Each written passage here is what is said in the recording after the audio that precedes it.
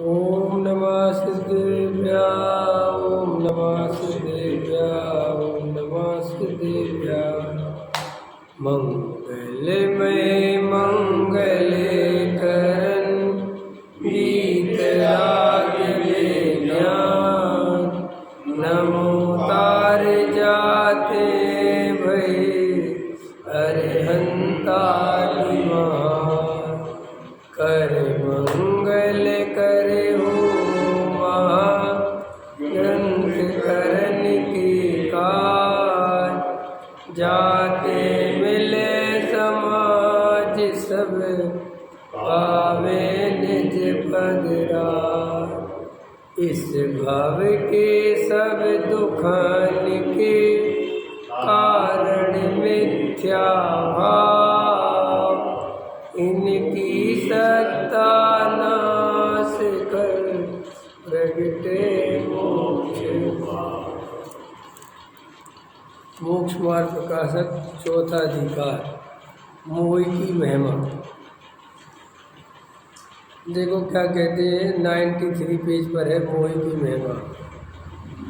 ऐसे ये मिथ्या दर्शन आदि भाव जीव के अनादि से पाए जाते हैं, नवीन ग्रहण नहीं किए।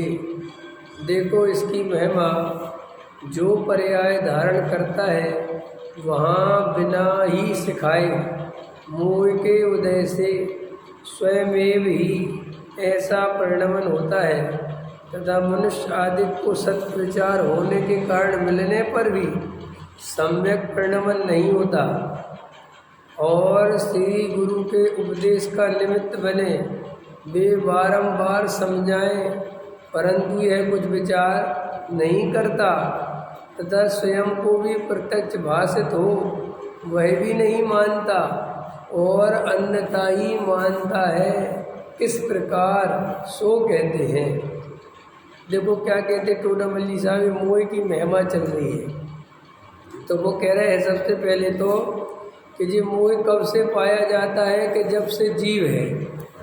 मोह के बिना जीव का एक समय भी अभी तक सम्यक दर्शन जब तक नहीं होता तो जहाँ से जीव है निगोद की पर्याय से लेकर का अभी तक वर्तमान में मिथ्या दर्शन चल रहा है और वो अनादि काल से चल रहा है, कोई नया नहीं है। जब से जीव है तब से मिथ्या दर्शन है और कहते नवीन नहीं ग्रहण किया। ये नवीन कोई बात नहीं है, इसलिए अपन को ऐसा लगता है कि साहब ये घर गृहस्थी राग देश ये आज के नहीं है, ये जन्मों जन्मों से पहले इतने जन्मों से कि जब से जीव तब से ये तब से चल रहे हैं, ठीक है ना। तो इसलिए ये कोई बात नहीं कि सब ऐसा क्यों करता है कि वो सब अनादि काल से चल रहा है। और क्या करते हैं तो वो कहते साहब टोडामल जी कि इसकी महिमा देखो कि किसकी महिमा, ये मोह की कि क्या करता है मोह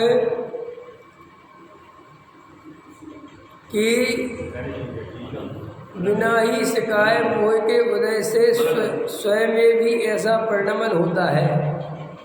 अब देखो अपन जिस पर्याय में आए, अब आज अपन का जन्म हुआ, अपन मनुष्य पर्याय में आए तो बस इस पर्याय में ही अपनापन की किसी ने बताया नहीं कि अपनापन करो, खुद से जो पर्याय मिली, जैसा शरीर मिला, चाहे चींटी का मिले, चाहे मच्छर का मिले, चाहे हाथी का मिले, चाहे शेर का मिले, और देखो सब अलग अलग प्रकार के शरीर दिखाई देते, एक तरह का शरीर तो नहीं देखा ना, इनका शरीर सब अलग अलग तरह के शरीर है और अंदर जानने देखने वाला एक जैसा है। ये भी सिद्ध होता है कि अंदर का माल एक जैसा है और जो बाहर की पैकिंग अलग अलग है तो भी उस पैकिंग पे ही मरता है, वो अंदर के माल पे। जैसे क्या होता है, व्यापारी लोग क्या करते हैं, एक शहर में 4 पार्टी है तो वो कहते हम उस नाम में लेंगे, हम उस नाम में मत देना, हम उस नाम में लेंगे। तो व्यापारी नाम बस बदलता है, माल थोड़ा ही बदलता है, लेकिन सारी दुनिया वो नाम ही देखती रह जाती है। बस वो नाम देगा, अच्छा तुम्हारा तो इस नाम का है, अरे साहब उसके, अरे साहब हमारा तो ब्रांड अलग है, ब्रांड अलग है, माल अलग नहीं है। ऐसा ही ये शरीर अलग अलग मिलते चले जा रहे हैं, कभी मनुष्य का, कभी तरेच का, कभी नारकी का, कभी देवायु वाला, लेकिन जीव ये विचार नहीं कर पाता कि ये शरीर में नहीं हूँ, क्योंकि ये तो मैं यहीं देख रहा हूँ कि सबके शरीर अलग अलग हैं, लेकिन काम, क्रोध, मान, माया, लोभ वे बिल्कुल एक जैसे हैं, बिल्कुल कुछ नहीं बदलता। चाहे त्रयंच गति के जीव के काम, क्रोध, मान, माया, लोभ देखो, चाहे मनुष्य गति के देखो, चाहे देव गति के देखो, चाहे नरक गति के देखो, और चाहे उनकी प्रवृत्तियाँ देखो, एक जैसी हैं प्रवृत्तियाँ भी है। कुत्ता भी काय के लिए दौड़ता है बेचारा, रोटी के लिए। शेर शिकार करने जाता है, काय के लिए, रोटी, उसको ही भूख लगती है। माने वो प्रवृत्तियाँ बिल्कुल एक जैसी हैं, है ना। शरीर भले ही अलग अलग है, तो इससे सिद्ध हो जाता है कि जीव और शरीर अलग अलग है, वो एक नहीं है। लेकिन टोडामल जी साहब समझा रहे हैं कि ऐसा होने पर भी ये मोह की महिमा ही जानना कि ये जीव उस पर्याय में अहम पना करता है, उससे ध्यान, वेद ज्ञान नहीं करता, विचार नहीं करता कि ये शरीर कैसे मैं हो सकता हूँ। तो देखो क्या गजब लिखा, जो पर्याय धारण करता है वहाँ बिना ही सिखाए मोह के उदय से स्वयं ही ऐसा ही परिणमन होता है, तथा मनुष्य आदि को सत्य विचार होने के कारण मिलने पर भी। अब दूसरी बात देखो, एक तो साहब अनादिकाल से स्थिति चली आ रही, जो पर्याय मिली उसी पर्याय में अपनापन कर लिया, ठीक है। फिर क्या कहते हैं कि अब मान के चलो मनुष्य आदि पर्याय में आ गए, जहाँ पर तत्व चर्चा चलती है, जहाँ पर कोई समझाने वाला मिलता है, जहाँ शास्त्र स्वाध्याय होता है, जनवाणी होती है, देव शास्त्र गुरु मिल जाते हैं, ऐसी जगह पर भी जन्म लेने पर देखो, और क्या कहते हैं, सत्य विचार सुनने भी मिल गए कि नहीं मिल गए, हमें और आपको मिल गए कि नहीं मिल गए, यहाँ सब मिल गए। फिर भी देखो क्या कहते हैं, सम्यक परिणमन नहीं होता, माने फिर भी सम्यक दर्शन नहीं होता। ख्याल में है ना। इसलिए मैं कहता हूँ सम्यक दर्शन की प्यास ही नहीं है, सम्यक दर्शन के बारे में जानकारी नहीं है, ऐसा बिल्कुल नहीं है। सम्यक दर्शन कैसे प्राप्त होता है ये पता नहीं है, ऐसा बिल्कुल नहीं है। लेकिन असलियत ये है कि अभी संसार में विषय भोगों में, संयोगों में, कसाय भावों में, उनकी पूर्ति करने में, पैसा जोड़ने में, पद प्रतिष्ठा में, बच्चों में, उनके सम्मान में, अपने सम्मान में, उनको बढ़ाने में इतना सुख भाषित हो रहा है, इतना सुख भाषित हो रहा है कि श्री गुरु के बार बार समझाने पर भी इन पर पदार्थों में, कसायों में, विषय भोगों में, इनमें कोई सुख मुख नहीं है, तो भी वो मान्यता बदलने को तैयार नहीं होता। हम वो मान्यता बदलने को तैयार नहीं। हम 8 घंटे, 10 घंटे, 12 घंटे पैसा कमाने में लगा सकते हैं, लेकिन हम 1 घंटे आत्मा का ध्यान नहीं कर सकते। हम 4-4, 6-6 दिन घूमने फिरने के लिए निकाल सकते हैं, लेकिन हम 4-6 दिन एकांत में जाके रहने को तैयार नहीं हैं। नहीं समझ में आया।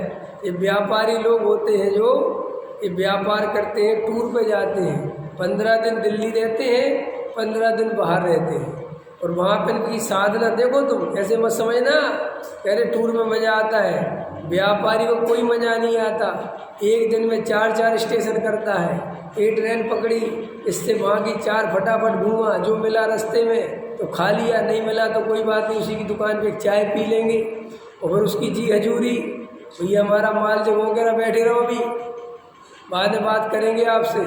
कहाँ से आए हो आप? दिल्ली से आए। तो बैठो बैठो भी शांति से बात करेंगे। और वो फ़ोन पे बात कर रहा है, और बैठो इंतज़ार करो।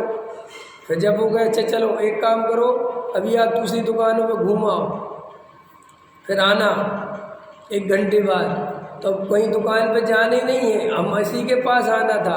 अब 1 घंटे भटक रहे हैं, इंतज़ार कर रहे हैं, बार बार इधर से उधर देख रहे हैं कि जी फ्री होगा।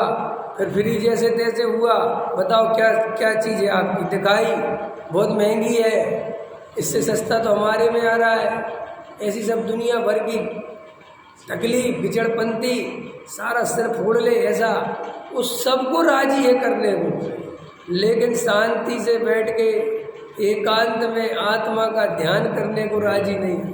और ऐसी प्रवृत्ति पाई जाती है कि कई जीव तो बेचारे समझ लो इस टाइप की परिस्थितियों से बच गए, निवृत्त हो गए, अब कोई काम नहीं बचा, फ्री है, तो भी आत्मा का ध्यान नहीं करते, अपने लिए फिर नए नए काम खोजते रहते हैं, फिर और काम मिल जाए, कुछ और काम मिल जाए, कुछ और काम मिल जाए, कुछ नहीं मिले तो बस समाज सेवा में लग जाएगा, मंदिर सेवा में लग जाएगा, और कुछ नहीं मिले तो दीन दुखियों की सेवा में लग जाएगा। मैं नहीं समझे आप, अस्पतालों में हम तो साहब रोटी बांटेंगे, कोई गरीबों कुछ कर, वो काम भी एक अपनी जगह ठीक है, लेकिन आत्म ध्यान के बिना न जीव खुद सुखी होता है, न किसी दूसरे जीव को सुखी कर सकता है। इसीलिए श्री गुरु कहते हैं कि ये मोह की महिमा ही तो देखो, ऐसे सत्य वचन मिलने पर भी, ऐसी सत्यवाद कानों में पड़ने पर भी ये मोह टस से मस नहीं होता।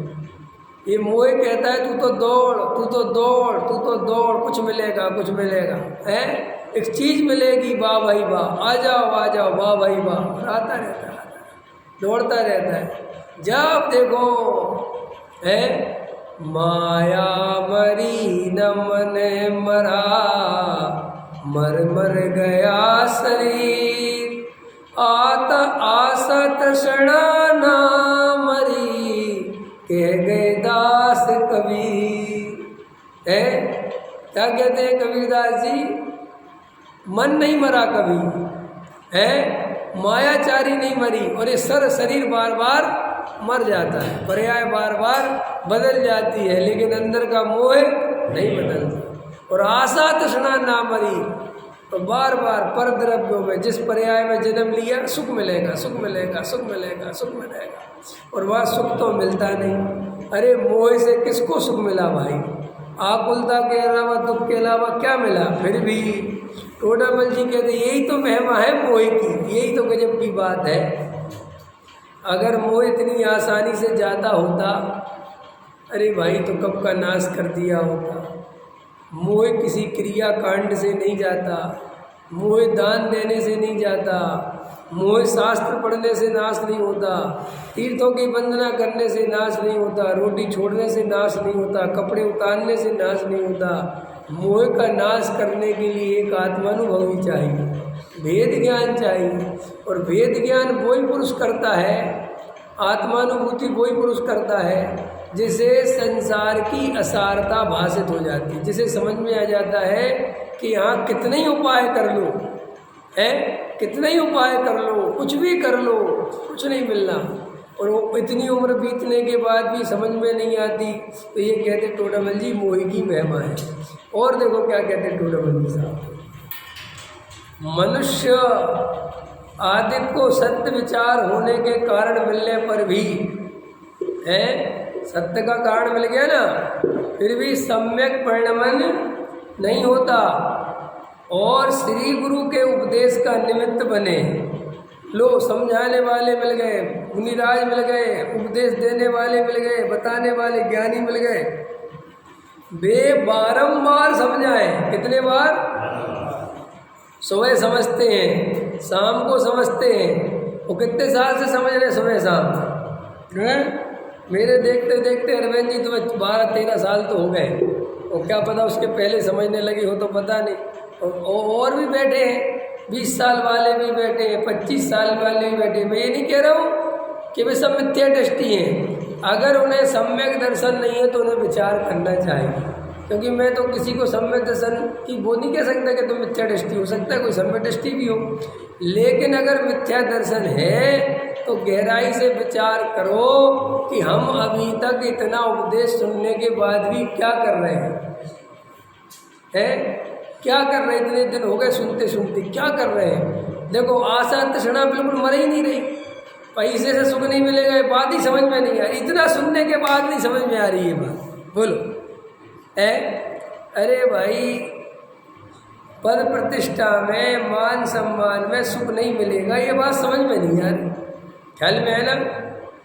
तो देखो क्या कह रहे श्री गुरु, बार बार समझाते हैं परंतु यह कुछ विचार नहीं करता। आ गया ना सब, विचार करे तो बात बने। हमारे जीवन का जो सबसे बड़ी भूल है, जो सबसे बड़ी गलती है, वो ये है कि हम विचार नहीं करते। और हम किसी एक चीज़ में नहीं, हम किसी चीज़ में विचार नहीं करते, हम सिर्फ दौड़ लगाने में लगे रहते हैं। सुबह से शाम तक दौड़, सुबह मंदिर पहुंचो, जल्दी प्रक्षाल पूजा पाठ करो, फिर स्वाध्याय करो, फिर जल्दी दुकान पे भागना है, फिर वो वाइफ ने टिफ़िन बनाया कि जल्दी टिफ़िन ले लो, फिर जल्दी उधर पहुंचो, फिर दुकान पर एक दुकान, आज तो 9:15 की जगह 9:30 बज गए, शटर ही नहीं खुला, ग्राहक आके चलो जल्दी खोलो। अरे किसी ने कहा बाबूजी कोई आके नहीं गया, ग्राहक काहे को परेशान हो रहा है, जो ठीक है समय पर तो खुलनी चाहिए, और जल्दी खोलो और जल्दी जमाओ। और अब ग्राहक की तरफ देखो, अब कौन आ रहा, आओ भैया क्या लोगे, क्या माल पानी लोगे। सुबह ऐसे 10 बजे से वो धंधा चालू किया, शाम को 7 बजे तक, है ना, वो काम चालू किया। चलो भैया 7 बजे, अरे चलो भैया 6 बज के अंधऊ का टाइम हो रहा है, जल्दी लाओ, अंधऊ कर लो, है। फिर अपन रात को पानी नहीं लेते, अरे जल्दी लाओ भैया 7:30 बजे, अपन अंत तक 7:30 तक पानी लेते हैं, जल्दी जल्दी पानी वानी पी लो और जल्दी फ्री हो लो, फिर भागो, जल्दी चलो घर चलो, लेट हो रहे हैं। घर आए 8 बजे, थैला पटका, अरे पंडित जी के भजन का टाइम हो गया, जल्दी चलो। मंदिर पहुंच गए, पंडित जी ने सुनाया, अब थके हैं, आधी नींद आ रही है, आधी सुन रहे हैं, जैसे तैसे 9 बजाए, अब जल्दी घर चलो, सुबह उठना भी तो है, प्रक्षाल में जाना है। खबर आई कि सामान नहीं ले आए भाई। हाँ, फिर खबर आ गई, है ना, घरवाली के फ़ोन आ गए, तुम के सामान भूल जाते हो, फिर भर हो जा रहे, फिर जा रहे हैं 9 बजे, अरे भैया 10 बार तो बातें करते हो, 10:30 बज गए, भैया सो जाओ, हैं। और क्या करें, पैसा भी जोड़ना है, लड़की की शादी भी करनी है, लड़का भी देखना है, लड़के भी नहीं मिल रहे, लड़की वाले को लड़का देखना है, लड़के वाले को लड़की देखना है ना।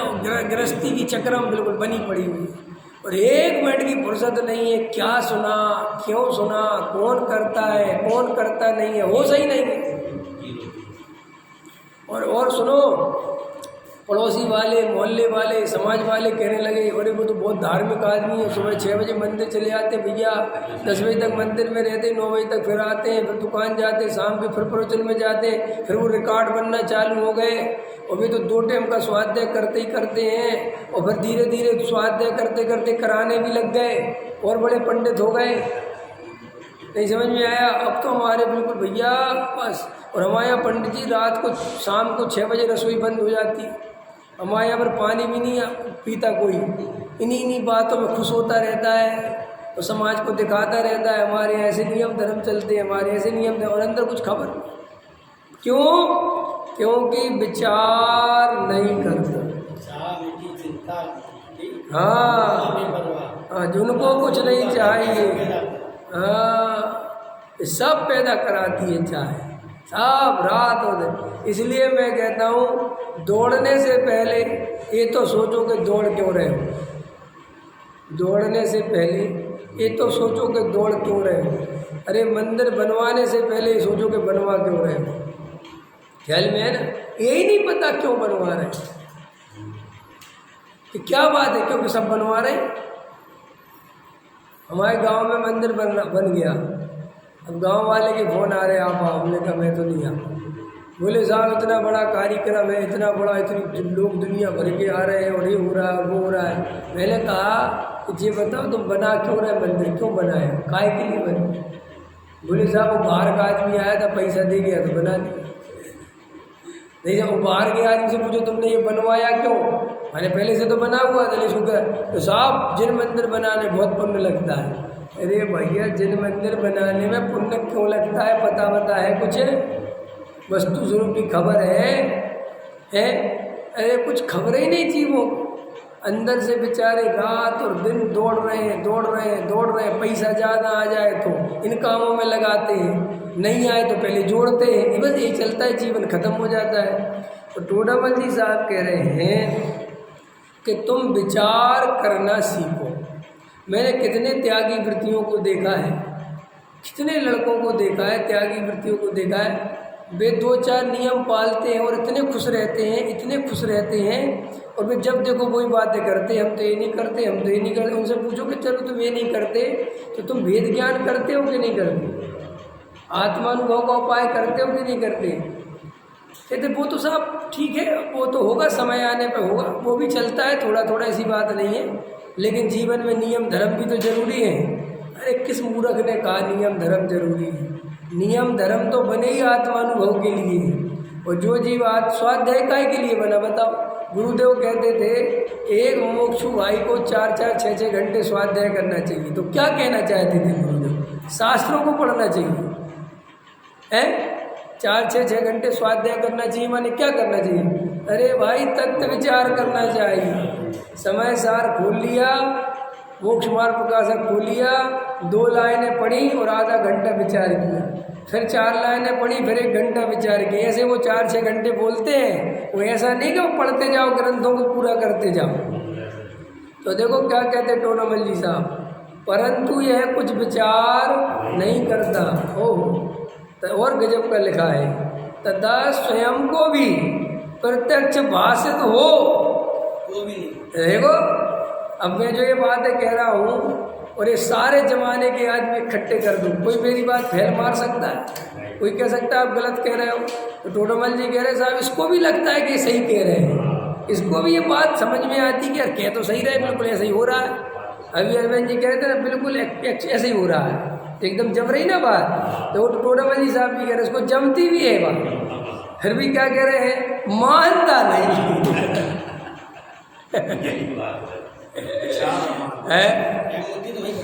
हाँ ये नहीं मान।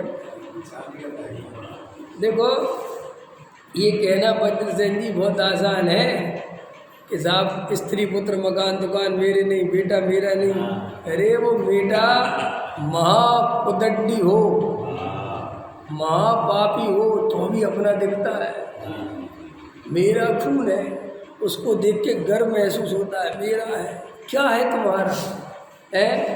वो ऐसा बिल्कुल अंदर से भाव, अरे हमारा ये भैया जैसा है हमारा है। ये कहना बहुत आसान है, बाप बड़ा ना भैया, अरे कहना है लेकिन मुँह बहुत नचाता है। ये बेटे अमेरिका में रहते हैं, बाप को देखने नहीं आते, बात करने को राजी नहीं है, फिर भी वो है कि महिमा देखो। बाप कहता बेटा हमें 10 करोड़ छोड़ के मर रहे, जल्दी आ जाओ तुम ले जाना। ये तो बड़ी बात की बात है, कोई जो क्रियाएं करता है ना, तो क्रिया में इतना जो है रच गया है कि उससे उनको उनकी सोचता यही धर्म है, उसमें लग जाता है। जब मैं गया तो मेरे को बात हुई कि साहब आप खांड और चीनी मंगाते हैं, तो आप मंगाते हैं इसलिए मैं मंगाता हूँ और वो शुद्ध है। मैंने कहा ये शुद्धता के नाम पर आडम्बर, मैं लेता हूँ इसे तुम मत लेना, मैं लेता हूँ इसे तुम मत लेना, कि जो है तो हमने की जो चीज़ व्यापार के लिए बनाई जाएगी वो शुद्ध रहेगी।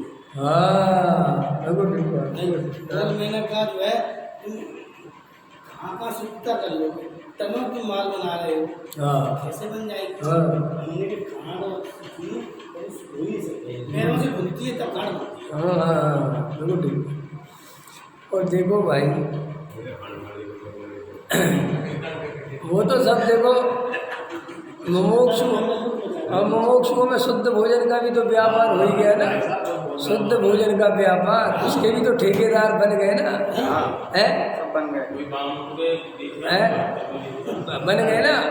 और शुद्ध चीज़ सबसे महंगी बिकती है, और ईमानदारी से पैसा भी बढ़िया मिलता है, कोई उधार भी नहीं करता, ख्याल में तुरंत कहते भाई साहब। और वो ज़्यादा को भैया धर्म का काम है भैया, सही बात, धर्म का काम कहते तो लूट ले।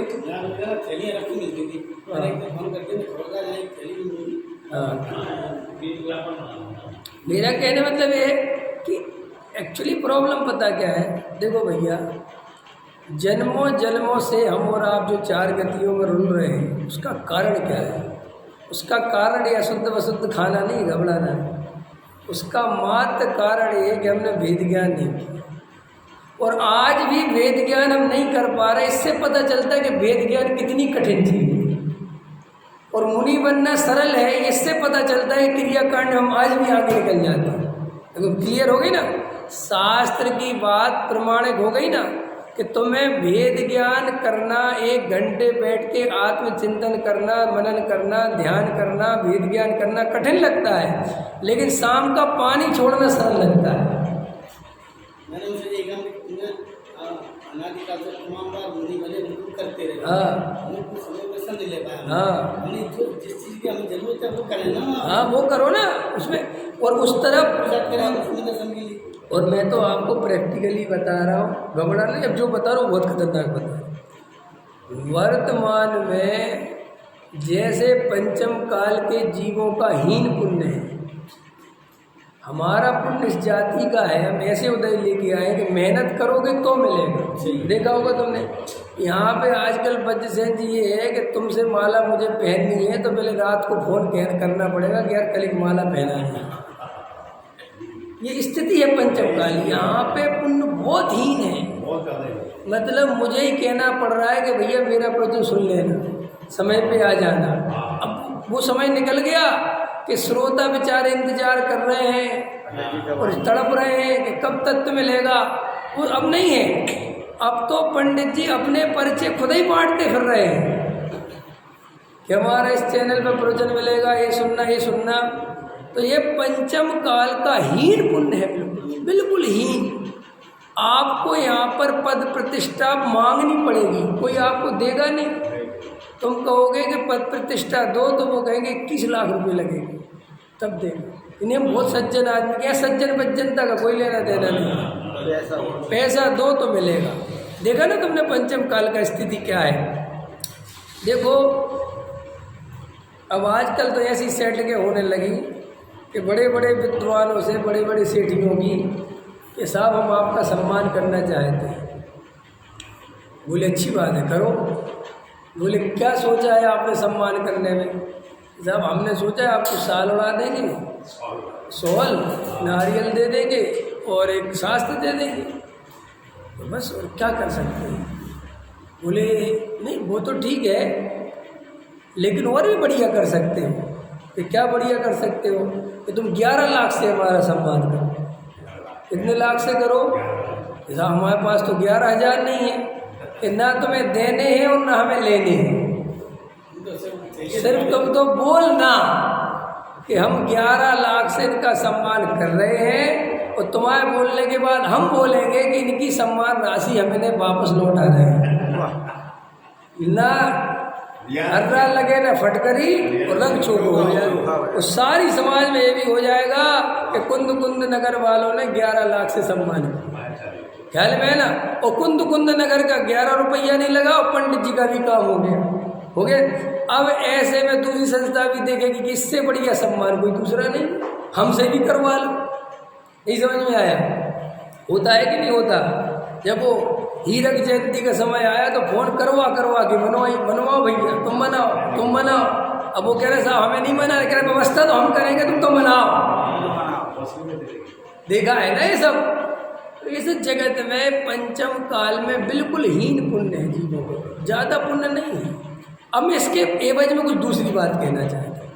वो दूसरी ये कहना चाहता हूँ कि वर्तमान का काल ऐसा है कि तुम्हारे पास लिमिटेड राग है, तुम्हारे पास ज़्यादा राग बाग ताकत नहीं है तुम्हारे अंदर। जैसे तुम 7वें नरक में जाने की ताकत नहीं रखते, ऐसे ही तुम मोक्ष में भी जाने की ताकत नहीं रख सकते। ये पंचम काल का जीव बीच में अटका हुआ है। तो अगर यहाँ पर प्रैक्टिकल देख लेना तुम, जो जीव ज़्यादा क्रिया कांड में लगेगा वो आत्मा को छोड़ेगा, और जो जीव आत्मा को पकड़ेगा वो उतना क्रिया कांड में नहीं लगेगा। ऐसा ही स्वरूप है। अब आप कहोगे ऐसा क्यों कह रहे हो? क्योंकि इतनी ताकत नहीं है। या तो क्रिया संभाल लो या आत्मा संभाल लो, दोनों तो संभलने से रहे तुमसे। और तुम जो तीर्थंकरों के उदाहरण दोगे या महापुरुषों के या चौथे काल के, उनके बारे में तुम भूल जाओगे क्या चीज़ थे। तुम अपनी देखो, वे एक आंवला जितना खाते थे और हजारों टन उठा के फेंक सकते थे। क्या उनकी ताकत कितनी थी? एक आंवला जितना खावे और हजारों हाथियों का बल अंदर रखते थे। और यहाँ तुम हजारों टन खा लेना तो तुम पे चींटी नहीं हिलनी। समझ नहीं, ऐसी हालत है तुम्हारी। ये कुछ नहीं है। तुम 4-6 रोटी खाते हो, वो भी पचा नहीं पाते, तुम्हें 2 बार जो है मलमूत्र विसर्जन करने जाना पड़ता है। वे हमारे चरम शरीरी होते थे, लोहा खा जाए पूरे का पूरा साग पूरा, तो भी इतना सा मल नहीं बनता, क्योंकि इतने शक्तिशाली, इतने सामर्थ्यवान होते हैं। और वे जाके जंगलों में खड़े हो गए, वे महाराज बन गए, और उनकी छोड़ो तुम अपनी स्थिति सहनन देखो, तुम कहाँ चक्रों में फंसे हो। तीर्थंकर और इत्यादि इत्यादि, अगर वे जिंदगी भर रोटी नहीं खाए तो भी उनका शरीर नहीं गिरता, पता है? तो इतना मजबूत शरीर होता है, वज्र सब नारा सहनन होता है। और यहाँ तुम 2 दिन रोटी नहीं खाओगे तो चक्कर आने लगते हैं भाई साहब, आदमी गिर जाए। अभी अपन को शाम को रोटी नहीं मिले सुबह की तो शरीर हिलने लगता है। तो फिर क्या करें कि भाई अभी जो काम जन्मों जन्मों से नहीं किया, सारी ताकत उस पर लगाओ। शुद्ध भोजन करो, इसकी बात नहीं कह रहा कि शुद्ध करो, भोजन शुद्ध करो, लेकिन उसमें खींचातानी मत करो। 2 टाइम शांति से खाओ, कोई दिक्कत नहीं है, बिल्कुल आराम से खाओ, बिल्कुल शांतिपूर्वक खाओ। अभक्ष खाओ ये नहीं कह रहा हूँ, लेकिन सारी ताकत वो भक्ष की व्यवस्था ही में लग जाए तो फिर वो भक्ष अभक्ष जैसा होगा। नहीं समझ में आया कि साहब भक्ष कि तुमने 3 घंटे पूरे पानी में खर्च कर दिए छानने कि साहब कि हम तो जी उसमें जीव देख रहे थे, हम तो उसमें ये देख रहे थे। कितने दिन देखा जीव, बता देना मुझे। जब एक क्रिया बन जाती है, जब आप, क्योंकि देखो भाई भेद ज्ञान के बिना आप जागृत कैसे रहोगे। जैसे आप रोज पूजा करो तो आपका पहले दिन का पूजा करने का स्टाइल अलग होगा, दूसरा दिन करने का अलग होगा, तीसरा दिन करने का अलग होगा। धीरे धीरे हफ्ता 10, 15, 20 दिन निकले, मेरे को तो तुम किसी भी मंदिर में ले जाके खड़े कर दो, मैं तुम्हें दूर से बता सकता हूँ कि इसमें नया कौन है, पुराना कौन है, और ज़्यादा पुराना कौन है। 3-4 भेद वहीं खड़े खड़े कर दूंगा बिना कुछ तुम नाम बताए, ये पुराना है, ये नया है, ये मीडियम वाला है, हाई लेवल का है। जो हाई लेवल का होगा, पुराना होगा, उसके रंग ढंग बिल्कुल अलग होंगे, वो बिल्कुल जिनवाणी नहीं देखेगा, कुछ नहीं, वो सारी नेतागिरी संभाल रहा होगा, किसको कितनी सामग्री मिलनी है, क्या नहीं मिलनी है, वो सब देख रहा होगा। समझ जाना कि पुराना आदमी है। रुचि अब सुनो तो वो जब रोज रोज पूजा करी तो वे पूजा याद हो गई, वे क्रिया कांड याद हो गए सब, क्योंकि रोज रोज करोगे तो याद हो ही जाते हैं। और वो जैसे ही तुम वैसे भी होश में तो थे नहीं, पहले भी बेहोश थे, लेकिन पहले आती नहीं थी तो ध्यान से कर रहे थे, पकड़ में आए ना। और अब तो आ गई तो वो जितना ध्यान से भी कर रहे थे वो भी गायब हो गए। ऐसे ही जब ये लोग नए नए क्रिया कांड सीखते हैं तब तो बहुत ध्यान से करते हैं, समझ में आए, साइकोलॉजी है। और वो धीरे धीरे जैसे ही रोज रोज रोज रोज करते हैं तो फिर इतने हैबिचुअल हो जाते हैं कि उनको पता ही नहीं चलता कब छन गया और कब बिलछानी दे दी, क्योंकि अब कोई ज़्यादा सोचने की जरूरत है नहीं। फिर वो बातें रह जाती हैं कि हम उसमें जीव देखते हैं, हम उसमें भगवान आत्मा देखते, तुम कुछ नहीं देखते। अगर तुम इतना भगवान आत्मा देखते तो अभी तक तो सम्यक दर्शन हो जाता। ये तो रटा दी गई तुम्हें बातें, क्या चरणान योग वाला आपको पता है प्रति समय भेद ज्ञान कर रहा है, कौन सा चरणान योग वाला कर रहा है, लेके तो आओ हमें। जो चरणान योग में भेद ज्ञान कर रहा होगा वो उस जड़ की क्रिया में कभी अहंकार नहीं करेगा, एकत्व नहीं करेगा, कर्तृत्व नहीं लगाएगा, और कोई उस जड़ की क्रिया की उड़ाएगा तो बराबरी से साथ देगा कि बिल्कुल वेरी गुड, ऐसा ही है। अरे जब हम तुमसे कहते हैं, जब तुम्हें हृदय पे ख्याल में आ जाता है, देखो सुनो, समझना, अब थोड़ा अच्छा उदाहरण याद आ गया तो दे रहा हूँ। जब बच्चे छोटे छोटे होते ना, 5 साल 4 साल 2 साल 3 साल 1 साल से बच्चे बड़े होते जाते हैं तो माँ बाप को बड़ा अहंकार चलता है, कौन पाल रहा है, मेरे बच्चे मेरे कहीं में चलते हैं, माँ भी रात और दिन, मैं तुम्हारे चक्कर में रात और दिन लगी हूँ, ये करती हूँ, करते ना करते होंगे।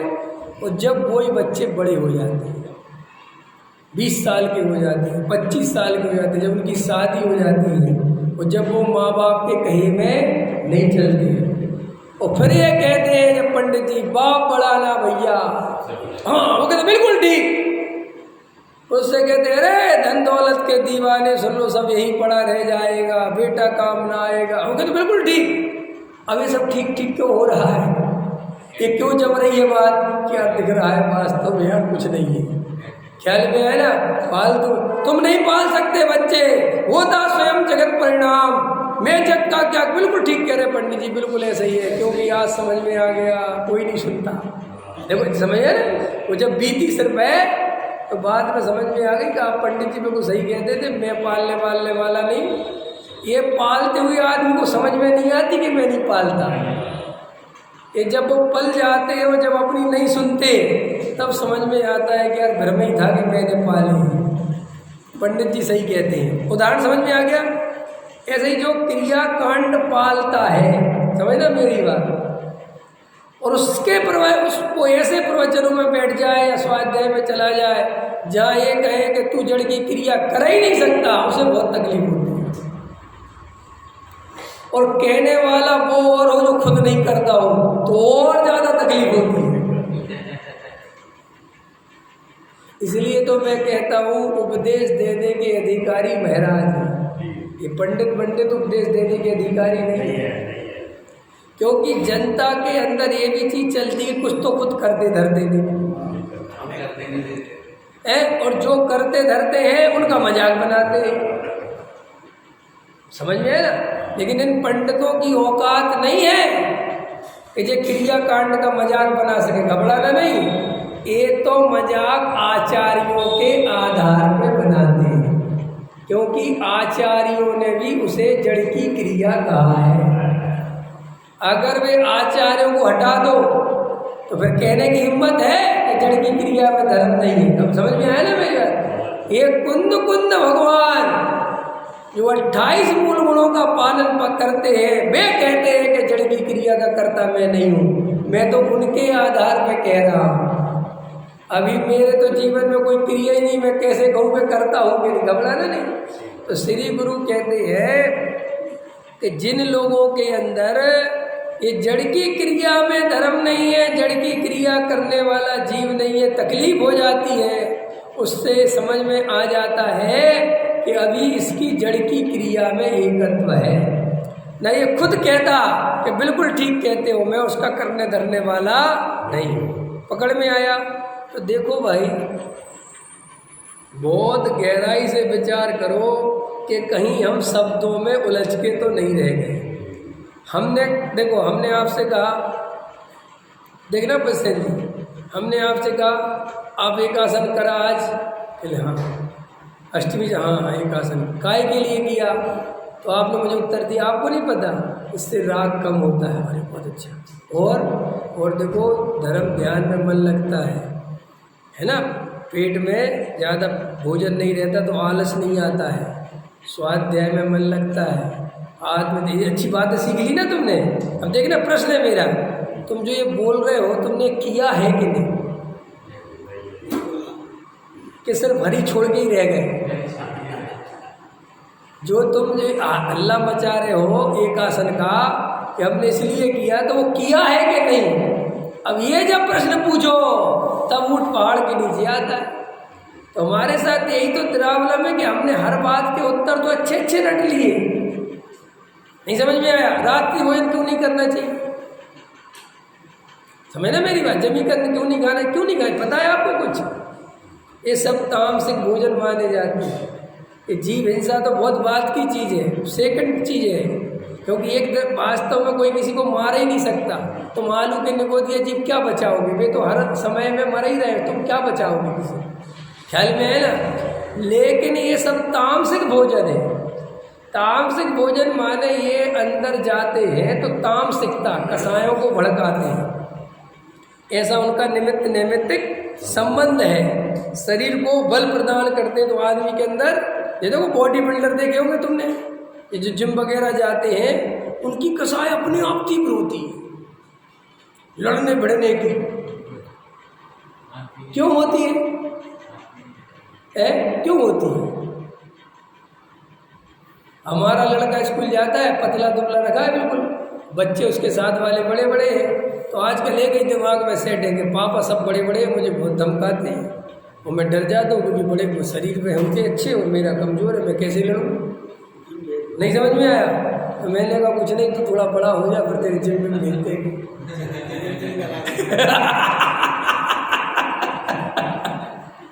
बोलो है।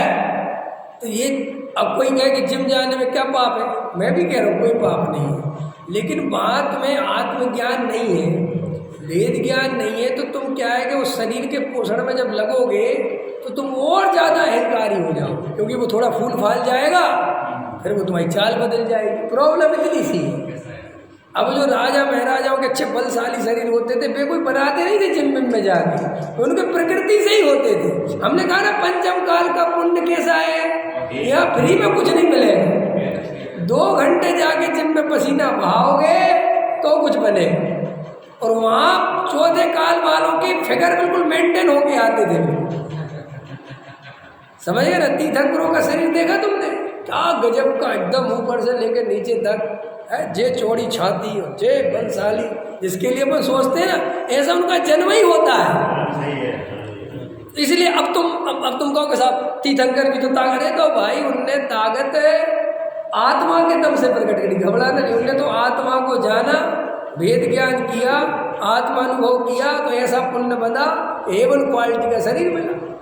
अब तुम A1 क्वालिटी का शरीर जिम जा जाके चाहते हो, तो यहाँ तो कोई उदय हो उसके लिए भी, तो वो फूल फाल जाएगा, लेकिन एक दिन उसकी हवा निकलेगी बहुत बुरी, वो फिर नरक में गोदे पड़े रहो।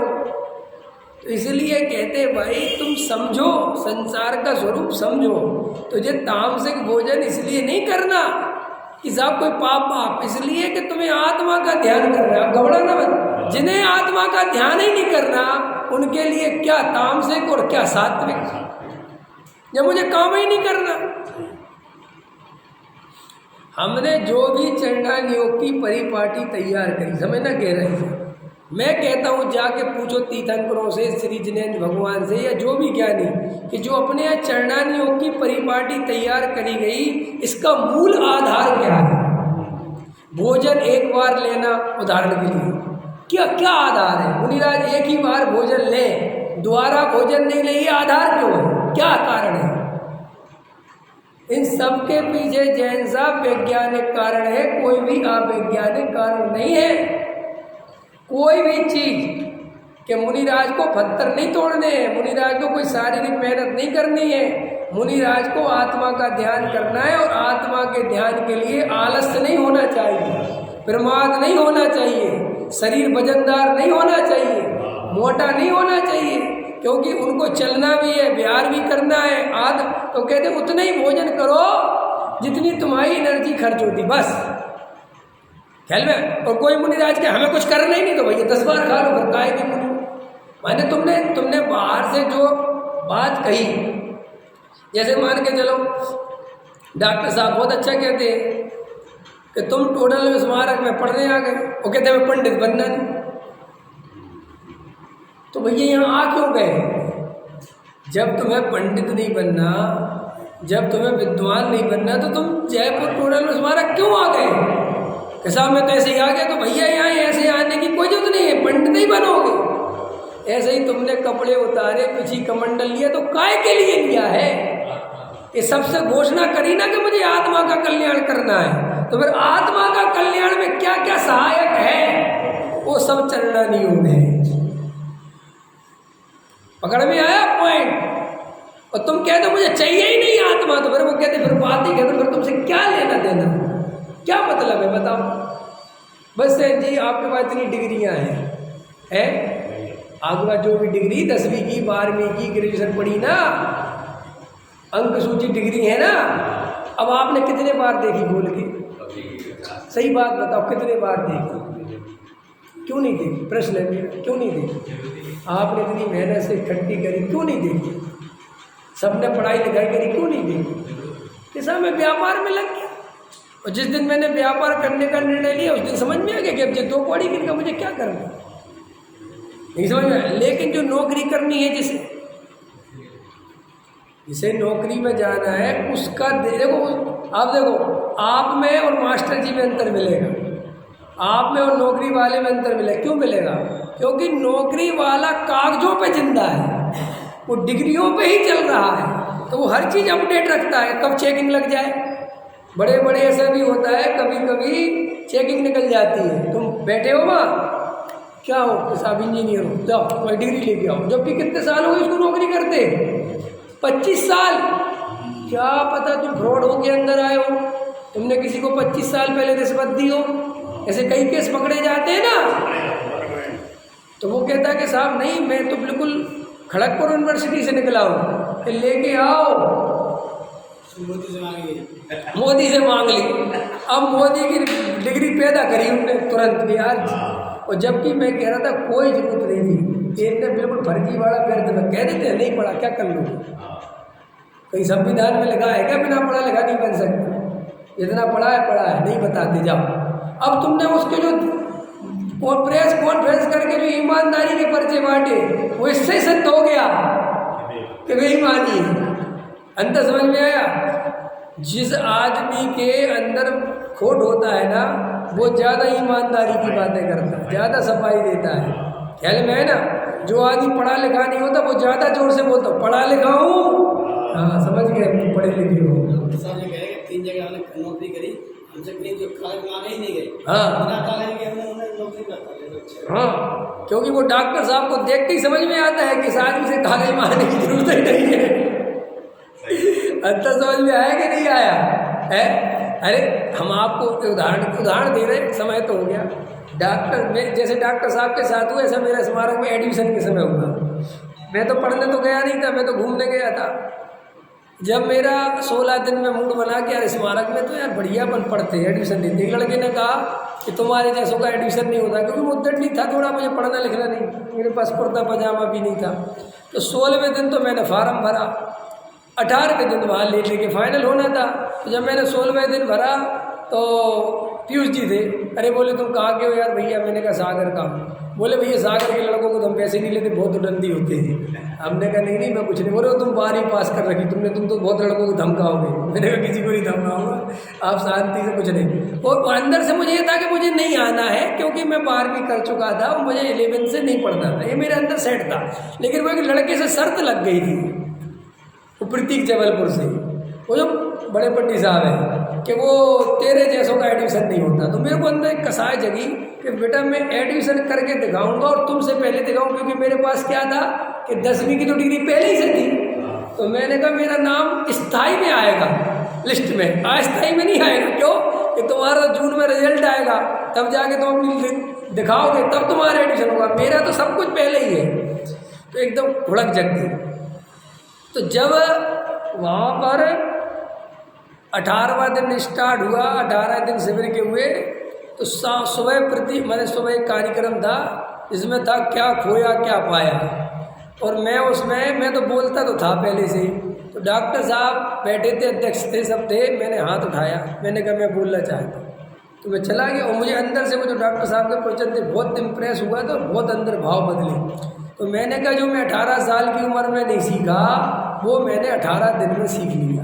और मेरा बहुत बढ़िया ऐसा कुछ बोला, 2-4 बातें। तो उसी समय वो ख़त्म हुआ और बाद में इंटरव्यू था। तो मुझे आज भी याद है, मैं इंटरव्यू देने गया, जहाँ डॉक्टर साहब बैठे थे, शांति जी बैठे थे, अन्ना जी बैठे थे, सब बैठे थे, और बड़े दादा ही बैठे थे। तो एकदम मेरा एंट्री हुई, वो मेरे पास पैंट शर्ट था, कुर्ता पजामा भी नहीं था। और एंट्री हुई और डॉक्टर साहब बोले अरे तुम वही हो 18 साल वाले जो भी बोले थे 18 साल में। मैंने कहा हाँ वही हूँ। तो एकदम अन्ना जी से बोले इसका कुछ भी हो, इसका एडमिशन कर ले। तो अन्ना जी कहले कुछ पूछ तो लेना, कहले कुछ भी इसका कर लो। तो समझ में है ना? तो मुझे आज भी याद है कि मेरा वो एडमिशन करा। और जब वो आप अन्ना जी ने बोला कह रहे तुम तो 12वीं करके आए हो, तो मैंने कहा मैं तो 12वीं कर ली मैंने। तो दादा बैठे थे, तो मैंने कहा मैं तो फर्स्ट ईयर से पढ़ूंगा, मुझे तो फर्स्ट ईयर से एडमिशन दो। तो कह रहे फर्स्ट ईयर से नहीं मिलेगा, मिलेगा तो 11th से। तो मैंने एकदम बोल दिया मुँह पे मैं नहीं आऊँगा ऐसा। वो दादा बैठे, दादा कह रहे क्यों नहीं आओगे, क्या बात? मैंने कहा मैं इतनी 2 साल बर्बाद कैसे करूँ? तो बोले एक बात बताओ वहाँ करके क्या करोगे? 3 साल और पढ़ के फर्स्ट ईयर सेकेंड ईयर क्या पढ़ोगे, क्या मिलेगा? तो मेरे दिमाग में था कि नौकरी मिलती नहीं। मैंने कहा कुछ नहीं मिलेगा जी, बस कुछ नहीं, मुझे तो पता है कुछ नहीं मिलेगा, नौकरी तो मिलेगी नहीं। तो बोले यहाँ पढ़ोगे तो कुछ बनोगे, ये गारंटी। तो फिर भाव बदल गया। तो बाहर निकला तो धर्मेंद्र जी कहने लगे तुम्हारे बहुत भाग गए, डॉक्टर साहब तुमसे कह रहे हैं भैया तुम आ जाना आ जाना। तो भाई जिसके लक्षण दिख जाते हैं तो उससे डिग्री नहीं मांगी जाती, समझ में आया? तो मैं तुम्हें क्या समझा रहा था कि जिसकी ज़रूरत ही नहीं है उसको संभाल के क्या रखना। ऐसे ही अगर तुम्हें आत्म कल्याण करना ही नहीं है, तुम्हें भेद ज्ञान करना ही नहीं है, तो तुम्हें जो 2-4 नियम पाल के स्वर्ग जाना चाहते हो, समझ में आया? तो सुनो, स्वर्ग तो वैसे ही चले जाओ, क्योंकि स्वर्ग जाने के लिए कुछ नहीं करना पड़ता। स्वर्ग जाने के तो भाव भी निश्चित है, मोक्ष जाने के भाव निश्चित नहीं है। स्वर्ग के तो तुम्हें इतने भाव, इतने इसके मिलेंगे, इतने भाव नरक के मिलेंगे, इतने भाव इसके मिलेंगे, तो सब लिखा हुआ है। इसलिए स्वर्ग तो पहुँचे ही जाओगे, कोई दिक्कत नहीं है। हाँ, लेकिन स्वर्ग अकेला जाना चाहते हो तो ये भ्रम मत रहना कि स्वर्ग अकेला आता है। स्वर्ग के साथ नरक भी आता है और निगोद भी आता है। मोक्ष निश्चित कैसा निश्चित? अंदर समझ में है ना कि पुरुषार्थ करोगे, आत्मानुभव करोगे, भेद ज्ञान करोगे तो पहुंचोगे। हाँ, पुरुषार्थ आप समझे नहीं, लेकिन स्वर्ग नरक का पुरुषार्थ करना ही नहीं है। वो तो निगोद से निकलोगे तो साधक 2000 सागर में स्वर्ग फंसना ही फंसना है, वो तो सेट है बिल्कुल। मोक्ष निश्चित नहीं होता। हाँ, आज ना भगवान कैसे कह देते कि जो है ये तीर्थंकर, आप समझ नहीं रहे। मोक्ष भी निश्चित है, ये परम सत्य है, लेकिन मोक्ष वैसा निश्चित है कि कैसा, कि भैया जो जीव आत्मानुभव वेद ज्ञान का, इसको ऐसा भी ले लो कि जो जीव मोक्ष जाएगा वो ये करेगा, ऐसा भी ले लो। कान चाहे यहाँ से पकड़ो और चाहे यहाँ से पकड़ो, लेकिन स्वर्ग नरक 4 गति का ऐसा है कि बेटा कुछ भी नहीं करोगे तो भी घूमोगे।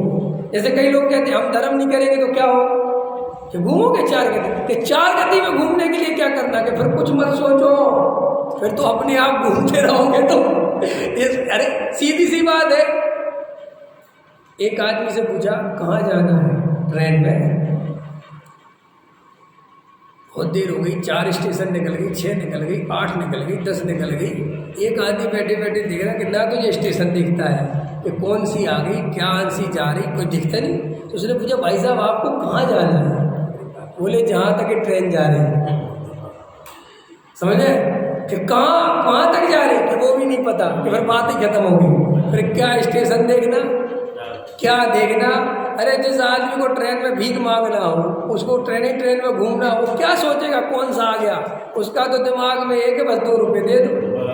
ऐसे ही जिनको 4 गति में घूमना हो, उनको ये भेद ज्ञान की चर्चा कुछ भी सुनने की जरूरत नहीं है, कोई टेंशन लेने की जरूरत नहीं है। जहाँ रोटी मिले खाओ, जो मिले खाओ, परेशान मत हो, क्योंकि 4 गति में अपने आप घूमते रहोगे। और जिनको मोक्ष मार्ग में लगना हो उनको भेद ज्ञान चाहिए। बच्चा ये पूछे कि मम्मी पापा पढ़ लिख के तो कुछ बन जाऊंगा, और नहीं पढ़ लिख के, कि फिर सोचने की जरूरत नहीं है, फिर कुछ भी बन ही जाओगे, कि फिर क्या, कि कुछ भी। अब उसके बारे में डिसाइड नहीं कर सकते, लेकिन हाँ अगर अच्छे से पढ़े लिखोगे तो बढ़िया चीज़ बनोगे। ऐसे ही कोई जीव ये सोचे कि साहब हम वेद ज्ञान नहीं करेंगे, इसके अलावा बता दो फिर क्या करें। जब स्वर्ग जाना चाहते हैं, हम बढ़िया ये होना चाहते हैं, फिर कोई कीमत नहीं है। फिर कुछ देर फिर तो तुम जाके गरीबों की सेवा करो, कुछ भी करो, सब बढ़िया से बढ़िया हो जाए। लेकिन जो जीव आत्म कल्याण के बिना पूरे क्रिया कांड में लगे हुए हैं और धर्म की कल्पना कर रहे हैं, वह मुश्किल जीवन में उनको कभी धर्म मिल पाए। देखो भाई, अभी जो वज्रसेन जी कह रहे थे कि जो अनंत काल से नहीं किया काम वो करो भाई, ताकत उसमें लगाओ। अगर तुमने ताकत वहाँ नहीं लगाई, तुमने धर्म के नाम पर कहीं और लगाई, तो तुम्हारे पास ताकत लिमिटेड है। मैंने क्या कहा? मैंने ताकत तुम्हारे पास, अगर तुम 2 घंटे लगातार पूजा में लगे रहोगे तो फिर स्वाध्याय में मन नहीं लगेगा। ऐसा ही स्वरूप है। इसलिए जितने लंबे लंबे विधान होते हैं और जिस दिन विधान होता है उस दिन तुम स्वाध्याय में बैठने की हालत है ना, लोगों की चाल बदल जाती है, क्योंकि वो 2 घंटे रात खर्च करे आए ऊपर, अब नीचे आके तुम गेट लगा देते हो कि बाहर नहीं निकलना, अंदर बैठो, तो बैठ तो जाता है, फिर पता पूछता है किसका प्रवचन लगा,